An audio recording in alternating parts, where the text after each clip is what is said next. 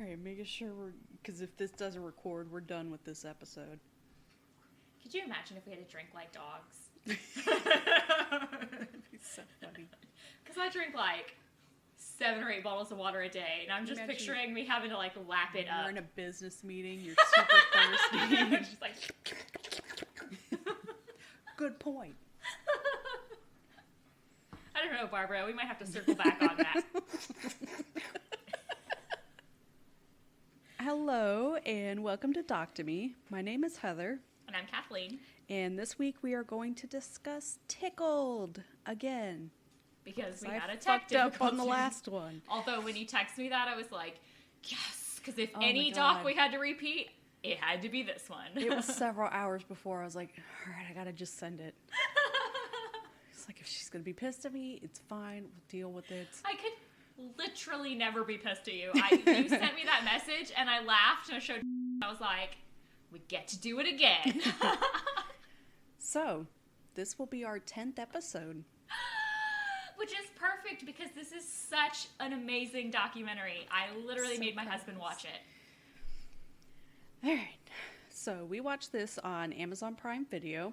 Tickled is a 2016 New Zealand documentary about competitive endurance tickling videos, and it's not gay. And the practices of those producing the videos, directed by David Farrier, who is bisexual, but the videos are not gay. No, they're not gay. An entertainment journalist, and Dylan Reeve, a television producer. The film explores possible legal and ethical issues with certain individuals making the videos and has itself been the subject of legal challenges. A follow-up special, The Tickle King, aired on HBO in February 2017. Haven't watched that one. I have not, but this... I feel like this was enough to deal with. I watched several times. It was that good. Under the working title, Tickle King, The Hunt for the Truth in Competitive Tickling, Farrier and Reeve raised $29,570 New Zealand on Kickstarter in June 2014, intended primarily to cover the costs of the crew traveling to the United States for a week. The project also received funding from the New Zealand Film Commission, which I think is crazy. Yeah, because again, it was straight up legit. It was a good documentary. And the film was screened at the January 2016 Sundance Film Festival. Sundance Film Festival, after which Magnolia Pictures picked up the distribution rights and released it in the U.S. on June 17th, 2016. So let's get into this Much weird simpler shit. Times. Yeah. First off, I absolutely adore New Zealand, so this was delightful. Yes, I love David.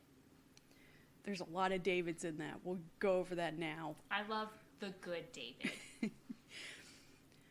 We meet David Farrier, who has, quote, unquote, made a career out of looking at the weird and bizarre side of life. So already I'm on board. I want to know how you do that. His little clips are the best. He's literally interviewing, like, cosplayers and stuff, and it is just perfect. He discovers some weird video online that leads to him discovering American company Jane O'Brien Media, where once a month they hold an event where young athletes from anywhere on the planet could apply. Red flags. If selected, they would get free flights to Los Angeles, 4 nights at a sweet-ass hotel, and $1,500 cash for an event called Competitive Endurance Tickling. I just want to say, like, when you're tickling, like, little kids, yeah, it's cute, like, adorable, whatever, like, their little giggles and stuff like that, whatever. But when adults are tickling other adults, there's, like, when they're holding each other down to tickle. There's something very sexual behind that. Like, I definitely remember, like, being, you know, older. Is this going somewhere illegal? It's not going anywhere illegal. Okay. But, you know, like, I would almost consider, like, tickling as an adult to another adult or whatever, almost like a foreplay type thing. It's very, like... I don't understand tickling. First of all, like, well, that's because you're not ticklish, right? Yeah, no. Yeah. No, so I am extremely ticklish. Like, I will punch my child out to escape being tickled. See, that was... have hit my child in the process of escaping a tickle. That's why that's why I don't understand why it's like so horrible. Why it's like a torture technique. It is like torture. It is... Because to me, it's just, horrible you're feeling. Poking me. Why are you poking me? Yeah, no, I'm extremely ticklish, and I'm ticklish in, like, places that, like, you wouldn't even expect someone to be ticklish. Like, I get so annoyed because he'll just, like, touch, like, I don't know, the back of my knee, and I'll be like, oh my god, that tickles. Like, I will kick you in the dick to get away from being tickled. Like... So... They show us a real team, and I say that with a big question mark. Sponsored. It wouldn't be so weird if they weren't wearing athleisure. Which, what the fuck was that? And they don't even match. No, they're different colors. They're all in red except for one guy in black, which I was like, is he the captain? Could they just put a C on his uniform? I say uniform roughly because it's like Adidas velour suits. I don't know. It's like a short tracksuit type style. It's like weird. It's just it's not a sports team uniform. You think it is until he straps a GoPro on his forehead and straddles this other guy, tickling him, while two more are tickling his feet. Not gay. And before you even say it, the information sheet for the competition clearly said it's not gay. There's nothing homosexual about this. I gotta say, like, one dude training another dude down, it's leading some gay stuff, like. And they say the Facebook page is popular with thousands of likes when it was 22,784. Which is... That's... It's not as big as you'd like to think. No. When I hear thousands, I think way more than that. 100,000. 200,000. Like, 22,000? It's not breathtaking. We see another scene from the video, and one of them is now in orange. And I was like, was it orange before and I didn't realize in the sea of red? Or maybe the film wasn't very clear. Is this just a new guy? Yeah, I had a lot of questions. About the uniforms, yes. mostly. That was what my focus was on. We need to know more about these uniforms. Why do they have uniforms? For tickling. It's literally just like tickling. And then I was like, well, what do the colors mean? Do they have a certain color? Is that their favorite color? Do they mean something for a certain position? Because I was set on this is a sports. I believed it. Are there other teams? That's the other thing. So now the guy in the black shirt is literally being shackled and being tickled, and they either need to wear black socks or wash their fucking feet. Yeah, it was disgusting. It was gross. It was like someone shuffling their feet around outside and then coming in. Just like, and it didn't even seem like they were tickling him. It was so half-hearted. And he's just losing his mind from it. They were just like... They just looked bored tickling him. Like rubbing, like... Yeah. It was weird. He was like, yeah. I was like, all right. Acting! Yeah, he's definitely acting. Yeah, I don't like it. It just made me uncomfortable. Anyway, David Farrier decides to reach out to Jane O'Brien Media to try and get an interview with someone involved with the company, and he receives a surprising response. It was very unexpected. Quote, and not necessary. Quote, to be brutally frank, association with a homosexual journalist is not something we will embrace. We desperately do not want a homosexual participant base applying for this project. My concern is that your journalistic style, fan base, and reputation in your own country. Regards, Debbie Kuhn, Jane O'Brien Media. Whoa. What a bitch. And his voiceover response for this email. It was a strange response, especially considering the sport did seem slightly gay. It was very much like people who, you know, one doth protest too much or whatever kind of thing. Like if you hate this so much, maybe it's because you secretly are this. He received other emails with shitty smiley face emojis and basically just shit-talking gay people and how it's not accepted in all parts of the world and how you dare you live with another dude because this is definitely a super straight sport. Well, it's weird because this is fucking the U.S. Apparently. Yeah, I was like, first off, you're allegedly in L.A. and you have a problem with gay people? Yeah, like, shut the fuck this up. This is like fucking North Korea, No. okay? Like, these emails said some really horrible shit. They use the F word, and that's where I draw the line, It made me uncomfortable for him, but all this hatred just backfires because David can't take any of the insults seriously when he's seeing the videos they're producing. So it just makes him more curious. Yeah, like, I mean, if someone shits at me that much, I'm gonna be... You're hiding something. Like, he's a journalist. You don't mess with the journalist. No. So he gets his geeky friend Dylan to dig into this nightmare of a woman to figure out who she is and what exactly this company is all about. So while Jane O'Brien Media seems to be operating out of the US, it was owned by a company in Germany called Niederdietzen, who in turn owned nearly 300 domain names all related to tickling. Which... most of them looked like porn sites. Yeah, it was like Ticklish Soldier and my just friend's weird... ticklish feet. Like, yeah. Blah, blah, blah. Like, it just... Seems legit. And I was shocked he was watching this smut right in front of his pet bird. Which was adorable. Disgusting. I love the bird. And then the little bird with the kitty. Oh, just so cute. I want a bird. And the bird and the cat weren't fighting. Cartoons lied to us. I want a bird and a kitty. So he starts blogging about everything he's learned, which gets picked up on Reddit and on the podcast The Dollop, which I remember hearing that episode. So it was like, oh yeah, I understand what's happening now. Yeah, that one backlash thing, like, just turned, it like spiraled. So all the excitement from people hearing about this guy's research is what led to him making this documentary. So that's the background of the initial discovery. The results of his simple Google search. 2 weeks after his blog, he receives a letter from Jane O'Brien's New York attorney, Romeo Salta. That sounds fucking fake as shit. It does. So, Romeo Salta is interesting. He was the attorney Luca Magnato went to after he killed that university student, June Lin. Luca was a huge piece of shit, and he's been covered in the documentary Don't Fuck with Cats and other podcasts. Yeah, that's just... It's fine. brutal. I don't really... It's awful. We may cover one of them eventually. I don't know. The Don't Fuck with Cats was... Yeah, I didn't... a lot of self-righteous people. Yeah, that's not really my cup of tea.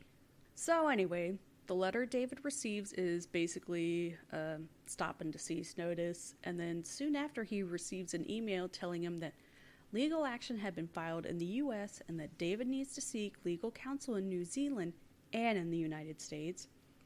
Which ain't nobody got money for that. He's a fucking entertainment journalist in New Zealand. He can't even afford an attorney in his home country, and he's got to find money to battle it out in American court. Which, let's be fair, like, that's where it's going to get real pricey. Because if anything, America is all about fucking legal fees. Yeah. And then he gets notice that Jane O'Brien Media is flying 3 people across the globe from New York to New Zealand to see him. And this all seems so excessive for just one simple blog post and a weird video and he found. An inquiring email. Like, that, like, literally, that's it. He just sent an email, and they're just, like, attacking him. We should all be constantly in and out of courts. So Jane won't tell him what time or flight they're going to be arriving on, but at least tells him the day. So David hangs out at the airport holding a brightly designed sign welcoming them. Which is so sweet, like, just adorable. And in fact, 3 weird dudes do show up, and I think their names were Marco, Kevin, and Adam? Yeah. It's just like some 3 random guys get off a plane. And I don't even know how he knew that, like, those were the people. Like, it was just so, Because I like... think they acknowledged the sign, because it said, like...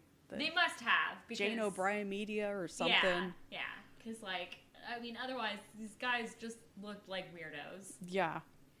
Then one of them sees the camera and says, "Is that rolling? I'd rather you tell me first." Which, bitch, how did you miss the camera? It's huge. It wasn't like some tiny little... It's not hidden camera prank show. Yeah. And then why would they be holding up a camera if they weren't filming? It was literally like, I mean, it's like a movie camera, like, on some person's, like, shoulder. Is that a camera? Basically. Are you filming? Yeah. No, just holding it. Yeah. And also, he's meeting you... when you're trying to sue him, like, why wouldn't he show up with something to record what's going to happen? Yeah, like, he You might need a little bit of, like, evidence. That one guy is such an asshole. Like, we're going to have a good time. Or we're not going to have a good time if you don't tell me what you're doing. He doesn't have to, because it's very evident you're in trying front to of your sue eyes. him. They're not going to have a good time. No, exactly. Like, and you're in his country. I can't imagine you coming over and telling me that I need to take down my security cameras or we're not going to have a good time. And like he says, it's legal in like public places in New Zealand. Yeah. So like I could do what I'd like. And the guy's like, you're not treating me with respect. And David's like, okay, well, we can film in a public place and we're doing a documentary, so... Yeah, there's like nothing disrespectful about that. No. Like, at all. One of the guys doesn't seem too bad. He seems to just be going with whatever the one douchebag says. But he's very calm and nice and explaining. He's very friendly. He, like, Yeah. asks if he can keep the sign. Just a vast difference from this other guy. They'll agree to meet up with David and Dylan, but insist on no cameras. So David's smart and decides to just bring in a voice recording device. The three guys are uncomfortable with the documentary because they can't control what the spin would be. Which, yeah, that's kind of how an investigative documentary is about. Yeah, or just like you can't control the spin on anybody's opinions about anything. Like, that's kind of how free thought thing, like. And then we find out they have nothing to do with the legal matters. Which I was like, then why the fuck are you here? This could have been done over Skype or something and save your client thousands of dollars. And why did they need to fly first class? What are they doing there? I feel like it was just like a show of power. I guess. They just want this matter to be handled in a positive way, even though Jane sent them super derogatory emails calling them the F word. Yeah, I feel like there's nothing nice about that. Like, once you've thrown out the F word, like, yeah, game over, man. And admit that they've never even met Jane and advise them to just take the lawsuit seriously. Which is weird, because, like, you've never met your boss and you don't think that's weird? Yeah. Again, why are you here? Yeah, like...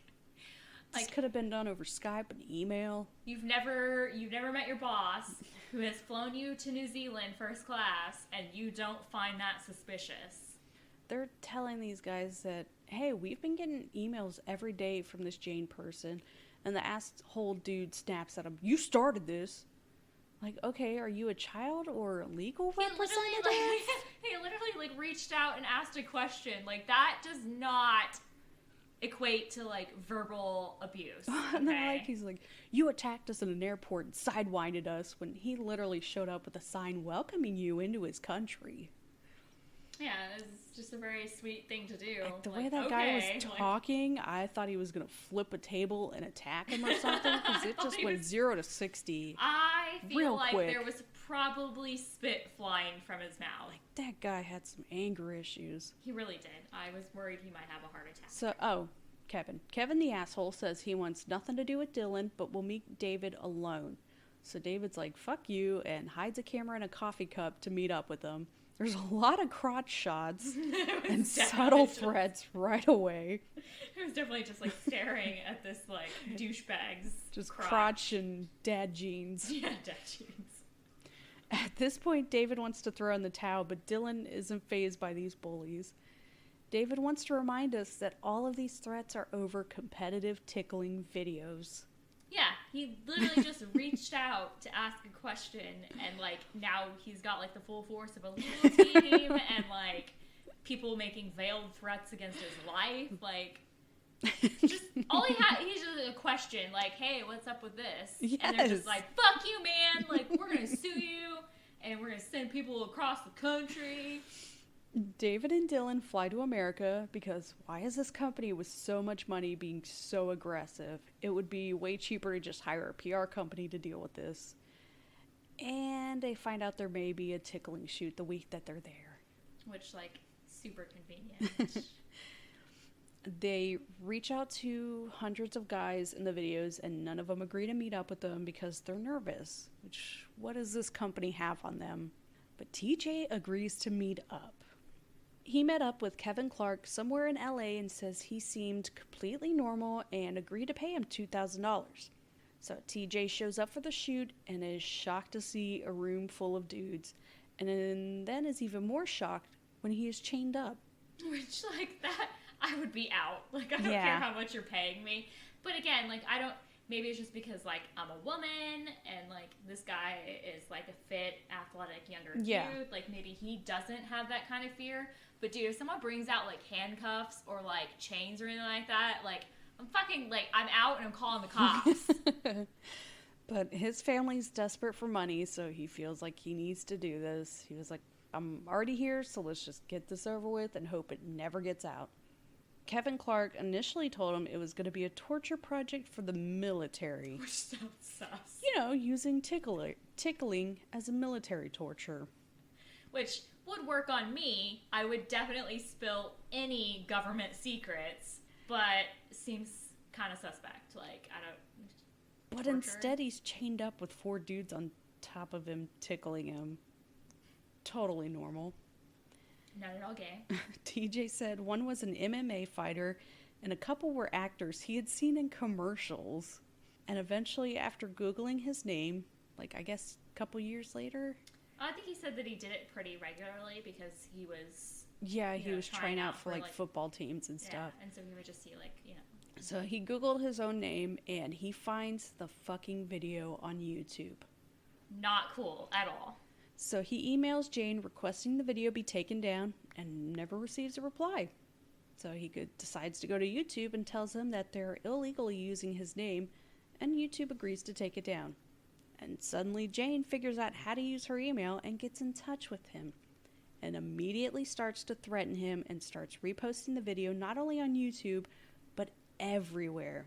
Which is just like such a teenage girl tactic. Like, it's like a bad breakup instead of a legitimate company that's just... I mean, it's so insane to me that this is like their idea, like retaliation as a company. That's not cool. Well, and then the icing on the cake is they dox him. They post his address, his email address, phone number, where he worked, like everything.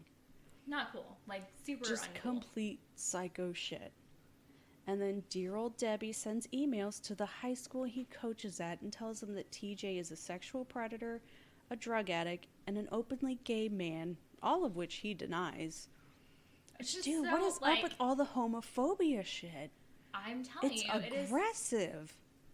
It is one of those situations where, like, you, like, someone who is so against something, like, you just, in the back of your, you're like, are you sure that it's not just, like, because you're upset that you... Is it like senators who are all about, like, family first, and then they find out they had an affair? Exactly. No, it really is. It's like that whole, like... Or, like, people who are like, you're cheating on me, and then, like, and it's turns because, out, they're cheating. It really is. It's like the pot calling the kettle. Like,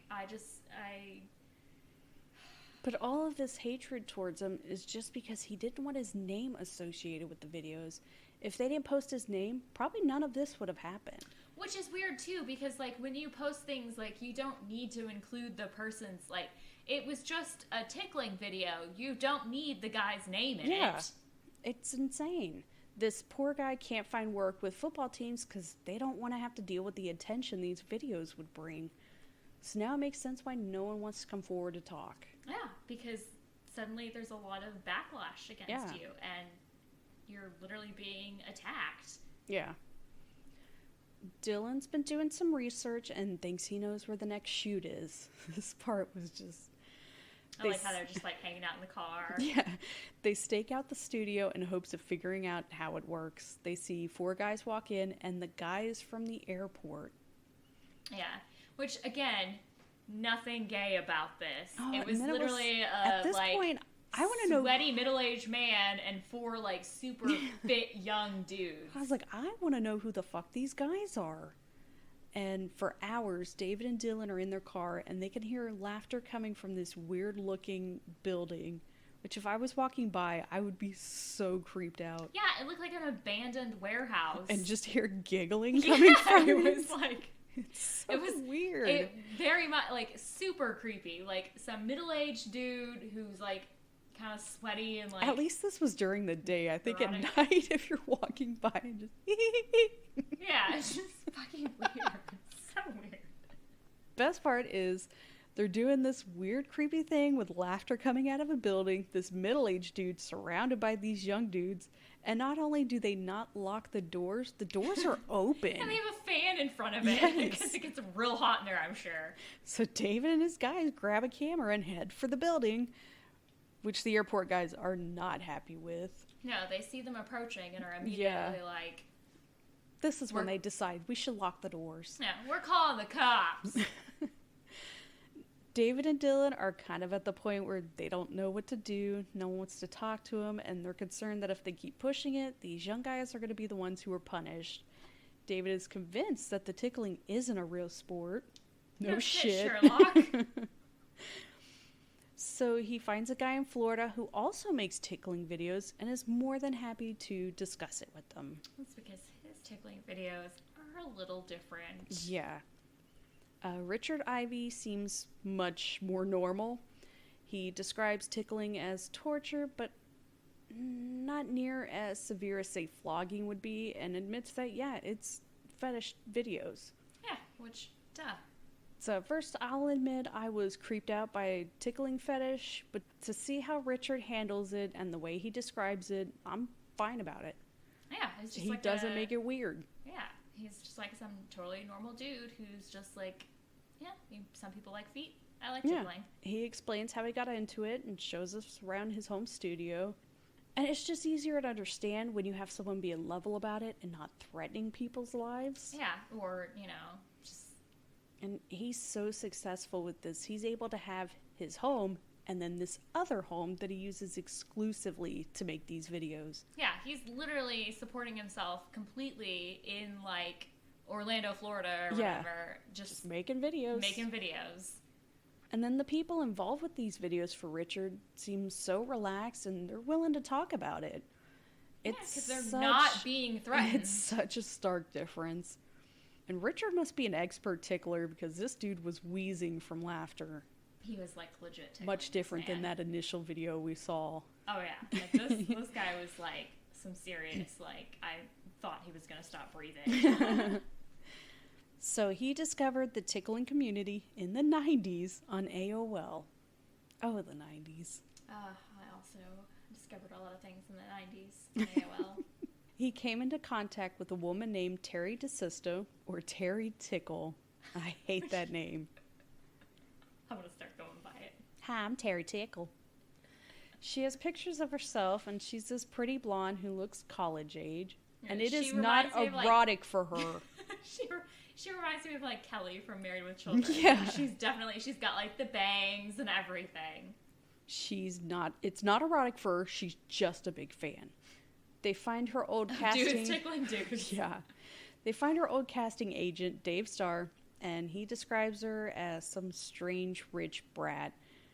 And this dude she literally has a casting agent for, like, casting tickling videos. That is such a weird concept. This dude is like, she's an extreme dominatrix who obviously was getting off on dudes being tied up and tickled.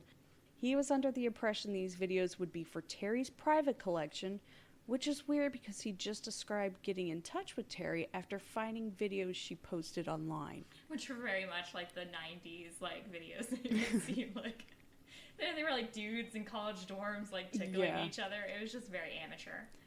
After a few years, Terry goes down the Jane route of registering domains and the actors' names and releasing the videos there without consent and harassing the actors, which upset casting agent Dave Starr. So Dave Starr stops hiring actors and Terry flips the fuck out, sends him letters and postcards and calling everyone he knows and leaving voicemails. Horny and hook-nosed. And I love that he saved all these letters from Terry that just show so much abuse. We find out she's super anti-Semitic, and he receives so many letters, he didn't even open up all of them. Just sending him birthday cards mocking the death of his brother. Yeah. Like, what the fuck happened in your life to make you think that's okay? And just fucking, like, hairy, horny, and hook-nosed. Yeah. Like, that was, like, her tagline. Like, she would use that for, like, all of the insults against him. And just, like, I can't imagine a situation where I'm just so hateful towards someone that I'm, like, mocking a dead sibling. Yeah. And just, like, I don't know. It's fucking weird. But she definitely sounds like our previous friend Jane. We meet Hal Karp. Bad names. A journalist who tried looking into Terry in the 90s. He fills us in on the abuse Terry would cause, and even at one point threatening a young guy in college, which leads us to Deborah Skobliankov, who wrote an article detailing the attack on the kid. So this 19-year-old wanted to distance himself from Terry because he was moving to go to college. Terry wasn't cool with this. She basically took down Drexel University's email service and email bombed the White House and made it all look like it was coming from this kid. The kid posts online asking for help dealing with Terry and somehow gets sent a zip file. He forwards that to Hal, and Hal opens it and discovers it's a copy of Terry's hard drive. Insane. Which is so weird. Like, where did this come from? Like, who sent this to him? Not only that, we discovered the true identity of Terry. Remember that old thing of not trusting who you're talking to online because that young, attractive woman might be a middle-aged dude? David D'Amato from New York City was a fucking assistant principal. Which is disgusting. He's harassing and sexualizing these young boys, and he's in charge of shaping young lives. It's disgusting. The creepy part is he worked at 8 schools in 10 years. Which, not suspicious at all. Heads up, that is definitely a red flag. If someone is moving around that much, it's because they have something to hide. Yeah, it's like the nurses who keep going to all these different hospitals, and it's like, why is it? Oh, they're killing patients. They're killing people. Hal finds all these social security numbers tied to Terry that have come from deceased people, so he takes all the information he's discovered and passes it on to the FBI. Within a week, Terry David, we'll call him Terry David, is arrested. And the arrest picture looks exactly like you would expect this guy to look. Yeah. Fucking creepy. So all the horrible stuff he's done, and he was sentenced to 6 months in order to serve his time at a halfway house while he attended law school. And he's not restricted from internet access. The idea that, like, you would get in trouble, like, legally for something, and you would be allowed to go to law school. Yeah. Just like, okay, that seems normal, right? It helps to have a dad who's a fancy lawyer at a nice firm. However, the law school wasn't cool with this guy, so he spent the rest of his sentence in prison. Terry's been sending emails to Dave Starr saying she couldn't do any videos herself because she had mono, which these guys fucking figure out meant that it was really David D'Amato emailing Dave Starr from prison. Mono, prison sentence, same thing. Yeah, I was like, I don't think anyone, like, goes to the hospital with mono for that long. I'm in a hospital with mono, and it's like, no, you're in prison. That's... Same thing. Terry Tickled seemingly disappeared from the internet in 2006, and soon after, Jane O'Brien shows up. David D'Amato seems to have figured out David and Dylan are getting too close, so he hires private investigators in the U.S. and New Zealand. And he has nothing to do with Jane O'Brien. He hires a lawyer in New Zealand, and all these legal threats start up again. So it's time to head to Michigan for another tickling operation run by Jane.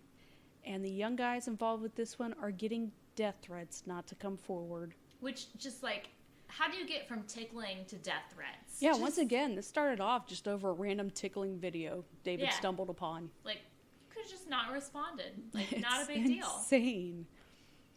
And it's super obvious why this area is targeted. It's on the poor side, so any young adult is going to jump at the chance to make a couple $1,000s for some easy work. And they don't even have to take the clothes off.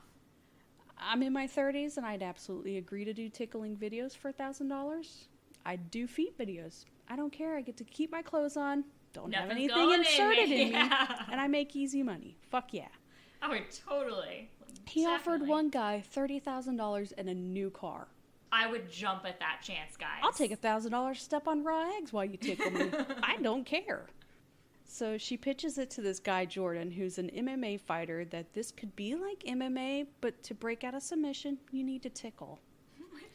Oh, and I'm gonna get punched in the face. We're gonna make these videos of you wrestling with this other dude on a bed in a hotel room.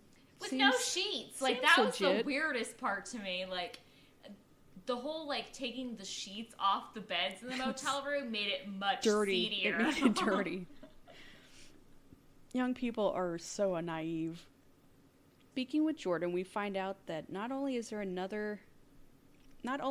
operation in LA and Michigan, they're all over the states. Ohio, Florida, New York, and in other countries. Which is mind-blowing. Like, the idea that there are people all over the world getting paid to be tickled and then blackmailed. David says what we're all thinking. Fucking hell.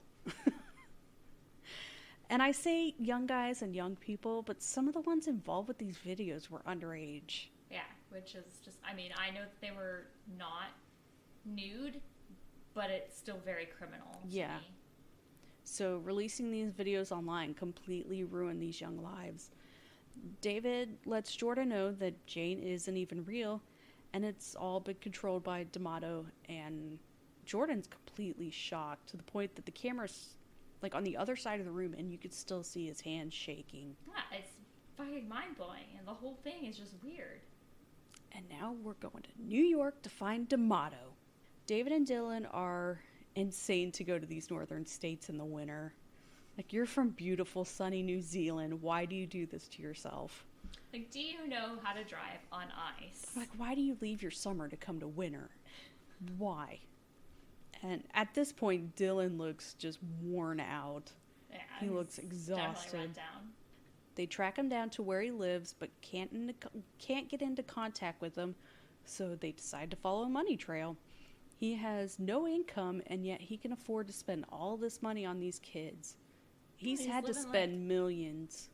Yeah, and he's living like some, like, basically a penthouse in some building in New Jersey. Like, everyone they come into contact with tell David they can't comment on D'Amato and to just stay as far away from him as they can. They figure out what kind of car he has and go on a stakeout waiting for him to leave his house for days. Don't fuck with journalists. No, it's real dedication. And they spot him. And of course he's going to a Starbucks. And I was like, all this money and you're going to Starbucks? I'm gonna have someone go for me. And or, like, Uber it. Like, yeah. You never have to leave your house. And they talk to him, and he responds like a total Karen. I'm going to call INS on you because you're here on a tourist visa, which, no, they're on a journalist visa, and then just instead goes on to more legal threats. Yeah, he just seemed like a real dick. We're at another standstill. David decides to go back to the original documents he had that listed all the domains Jane had registered, and shockingly, it has D'Amato's name listed several times. And he's the one who registered for the German company Niederdietzen. And the private investigators hired by D'Amato had the same address as Jane O'Brien. Which, kind of suspicious. And all the money he has? Inherited millions from his parents. They go to talk to Romeo Salta, who says he only sent them the one desist letter, and yet they showed him that they've received several from Jane O'Brien. And Company, they show his office being... listing Salta's address as their headquarters, which creeped him out. And I honestly, I thought that he would have been more like, what the fuck? Yeah, it seemed like a bad idea to use a lawyer's address as your own when you're sending out threatening emails, but he seems creeped out, but not angered by it. I would have been like, I'm gonna get right on this. Yeah. Money makes people weird. They get into contact with D'Amato's stepmother, who has nothing to do with them, and is flabbergasted to learn he's back into the tickling stuff. Which is funny, because, like, they're like, did you know he's back at the tickling? And she's like, oh, like, when did he start again? And they're like, he never stopped. So, yeah. Okay, well, then he never, like, he's not back in the tickling. He's doing it in prison. Yeah, like, bro never quit. She hits the nail on the head. She describes him as teetering between genius and insanity. I just don't understand why you would spend all your time just harassing people and destroying lives. But, I mean, he was an only child. That kind of makes sense to me. Yeah, it's like a power play kind of thing. It's like, no offense to only child, but from my experience, you kind of grow up on a much looser leash. Yeah, you do a lot of shit that maybe you shouldn't have, and you get away with it because you're an only child. Then you throw money, bullying, and a mama's boy on top of that, and holy fuck. He was doomed from the start. Yeah. And then just hearing his stepmother repeating how scared she was of him was sad. I mean, because he's a monster. Like, yeah. He literally will ruin your life just because he wants to. So, despite impersonating lawyers, creating fake identities, and harassing countless young men, D'Amato has basically gotten off scot-free his whole life, except for that small stint for 2 misdemeanor charges of computer fraud and abuse. Never mind the whole stolen identities. Yeah. And, threatening people and just, done some other things. All of this, and at the completion of the film, he had an office in a Long Island law firm and was working as their senior legal consultant. Yeah, so apparently he got that law degree. He's a criminal, but hey. Jane and Debbie disappeared, but Jane O'Brien Media still run competitive endurance tickling shoots all over. And after they tracked him down in person and had him on camera, the legal correspondence stopped. For now. Let's get into that. After the premiere screening at Sundance in March 2016, D'Amato filed a federal lawsuit against the filmmakers for making false accusations, including the implication that D'Amato used extortion and abused minors, and stating that D'Amato had no relationship with O'Brien Media. Yeah. I'm not a millionaire. In response, David Farrier told the Salt Lake Tribune that given the number of hollow legal threats we faced during the making of it, it's almost refreshing to see a real case being filed by real lawyers. In June 2016, Kevin Clark of O'Brien Media, the guy who screamed at him, created a website to counter the documentary. D'Amato attended the June 18, 2016 screening at the Nuart Theater in Los Angeles and confronted Dylan Reed saying, "You need to lawyer up. You need to get criminal counsel." Clark argued with Reeve during a public question and answer session after the film, saying, This film is a piece of garbage full of lies. Release the audio tapes that show you're lying, and if you don't release it, it's the same as admitting you're lying." What audio tapes? Yeah. Because I see a lot of audio tapes, and they show that you're a fucking weirdo. Yeah. D'Amato filed a $40 million defamation and slander lawsuit in Nassau County Court alleging that his stepmother, Dorothy D'Amato, made statements in the film with the intention to injure his business, causing mental distress. What business? His business of, hiring weird young dudes to tickle? It's fucking suspicious. That's not a business. No.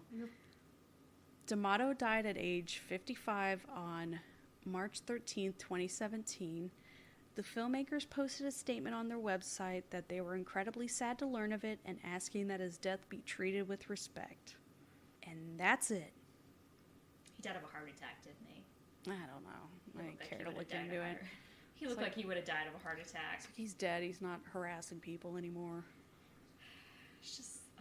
it's bonkers. It's disgusting. It is absolutely disgusting. This idea that, because he's white and he has money, that he can just get away with ruining people's lives. And basically, it's not even ruining people's lives. It's these teenagers and young adults, just destroying them. They just needed money. It was... that and, the whole, they had clothes on. There was not necessarily anything sexual about it, but it was, the equivalent of porn. Yeah. Because, I think that when you see those videos, there's definitely, a sexual vibe to them. It's softcore. It is. It's softcore porn. And, like you said, some of these people were not of age. No. And I feel like there should have been legal repercussions for that, because you can't just make softcore porn and then also threaten the young boys in the videos. It's just gross. It's why they should get angry, because he basically got away with all of it. Yeah, because he's white and he had money. It just... that and he stole people's identities. Yeah. And he didn't get any kind of charges for that. No. again, it goes back to the whole, like, there are people who have done lesser offenses, who have hurt less, you know, or, like, not hurt other people and only hurt themselves or whatever, and, like, they're spending years and years and years in prison, and this dude got to get his fucking law degree, and... Well, not only that, he didn't get, like, computer privileges taken away. Yeah, like, just... It's ridiculous. I mean, even the fire guy, like, wasn't allowed to, like... Yeah, he's not allowed to be, like, a CEO anymore. Yeah, like, there's at least, like, one repercussion. Did he serve enough time? No. Did, like, he get enough, like, justice or whatever? Like, no. Like, you know, he still got away with a lot. But at least, like, he had some kind of repercussion. Yeah. This guy literally was just, like, in the hospital with mono, basically. And, like... Wink, wink. Yeah, still making tickling videos. Yeah, he like, would just pick a new name and start over. Yeah, it just... It's weird, like, the whole thing, but, like, and you go into it thinking, like, it's gonna be some weird, like, competitive tickling, and then you think it's gonna be, like, some weird, like, yeah, because I was fetish. like, okay, what is this sport? And I was so confused until I heard But that also, dollop clip, and I was like, oh my god, I know what this is now. It's a fucking porn. Yeah. And then it's, like, some kind of secret, like, kingpin type thing. Like, it just, there were so many, like, aspects of it, and, like, every time you thought you had it figured out, there was another twist, and you're just like, oh shit, oh god, what's happening now? And I was like, I know this has to be a guy. I didn't expect him to be some, like, rich dude in New York who works at, like, a law firm. I was like, what the hell? Yeah, you get totally, like, sideswiped. It's just, it's completely out there. And like I said, like, this is the one documentary that I was like, oh my god, like, I have to get my husband to watch this, because, and I, like, pestered him until he watched it. And I like, watched this several times, because it's such an out there, like, you just don't expect the outcome. Because I was just like, oh, it's some weird tickling, like, competitive thing, and then, like, no, it's a fetish. No, it's some weird dude blackmailing people. Why Adidas? For the outfits. That, like, did they sponsor them? Was it, like, did they sponsor them? Like, it's Is it to make it seem more legit? But why pick Adidas? But also, like, are there, like, to be a sport, there have to be, like, other teams that you're competing against. And how do you even measure, like, who's winning in a tickle competition? I can't imagine, like, them holding up a scorecard. Yeah, I mean, it's just, that's what's so weird to me, is, like, how do you make tickling a sport? It's not like bobsled or, like, what is it like? Fucking shuffling, like there's curling? Yeah, curling, yeah. Yeah, curling. I mean, there are a lot of fucking weird sports out there. Side note, have you seen the U.S. men's curling team? I have not. They look like straight up middle-aged dads. It's so funny. Sorry, that distracted me. I saw that picture today. I feel like curling is like a middle-aged dad sport. Oh my god, I love watching it though. It's so weird. Like, but what I'm saying is, like, there's so many, like, weird sports out there that you're like, okay, like, it's weird. Maybe. But it works, because, like, I mean, bobsled, like, at least you're competing, like, somehow, like, whether it's timing or, like, getting John Candy to get the team together. Exactly. Like, it's just, you know, like, they're, like, shooting, there's, like, an end goal or something. Like, you can have a sport out of almost anything, but, like, tickling, like, what the fuck is the competition? First one to piss loses? Yeah, like if you can, like, go so long without laughing, but they're all laughing so hard. Or not only that, like, they're tied up so they can't tap out. It's just it's so weird. There's no end to it. Like, I don't know how you pretend that's a sport. I guess with, Jane coming out saying it's not homosexual, then that's gonna be where people are like, okay, she's right, it's not. Like, you can make anything, like, a competition, except for tickling. Like, how do you, like... You are losing your mind. I am losing my mind. Like, competitive napping. Like, oh, I would win. Like, you could do that. Like, who naps the longest? then it's like weird because it's like, are you sleeping or are you just closing your eyes? Am I cheating because I have narcolepsy? Absolutely.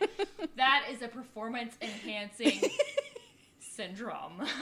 Like, that would be the only sport. You definitely have to check for a weed in the system. Other than that, go ahead. oh my god. But seriously, just competitive bake-off, like tea making, like glass blowing. Origami. You can make anything. Get paper cuts. Anything into a goddamn sport. Except for tickling. They had tracksuits. It's legit. Fucking Adidas. I want to know how they felt about that. That was my one question. Yeah. Did they reach out to Adidas? Can we use your uniforms and like... No, I mean like David Farrier be like, hey, you have a comment about this? How do you feel about it? Then maybe action would have been taken against this guy. Yeah, and the big company shutting it down. We do not allow your using our... Your weird tickle thing. Yeah, just like, we're gonna have to like not allow our brand on camera. I'm sorry. We done? You done? You got it all out? Yeah, because I can't breathe. All right. So, yeah, if you haven't already, listen to the Dollop episode that covered this, because it goes a little more in depth on it. We're just covering what's presented in the documentary. I want to say it was episode 3. It was super long ago. But, yeah, thanks for joining us this week. You can find us on Facebook and Twitter, or email us at doctobpod@gmail.com if you have any other suggestions. Bye. Bye. Bye.